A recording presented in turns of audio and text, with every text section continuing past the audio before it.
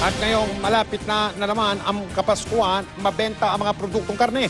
Kaya lalong magiging mapanuri po tayo para iwas botya. Nakatutok si Cesar Apolinario. Mamula-mula, maputla, masangsang na amoy at madulas. Yan ang ilang palatandaan na botya ang karne. Bagaman nabawasan daw ang bentahan nito ayon sa Department of Agriculture o DA, may ilang pasaway pa rin umano ang nagbebenta nito.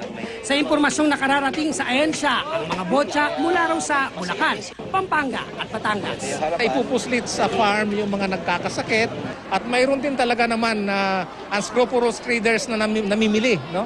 Yun ang isang binabantayan natin. Namimili kasi mura ho yun.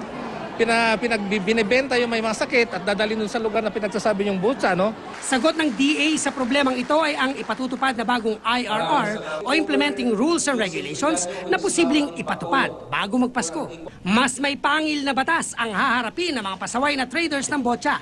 Bukod sa karagdagang enforcer, may itatayo ring bagong sangay ang ahensya na tututok sa delivery ng mga karne at paglalagay ng CCTV sa mga slaughterhouse at mga livestock farm. May itatayo ring legal department na tututok sa mga kaso. Wala rin daw ligtas sa mga nag-aalaga ng baboy sa bahay, pero binibenta sa merkado nang hindi dumaraan sa inspeksyon. Paparusahan na ng minimum na multang aabot sa 75,000 pesos. Itinaw nito na ipatupad bago magpasko kung kailan mas marami ang nagbebenta ng karne, kaya malamang marami rin ang kakalat na botya sa merkado. Nag-impose na tayo ng fines and penalties na napakataas. Actually, may criminal liability yung ating mga violators. No? Pwede siyang makulong hanggang 12 taon.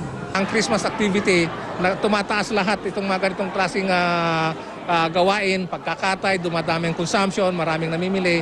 So tuloy-tuloy ho na binabantayan natin yan. Cesar Apolinario, nakatutok, 24 oras.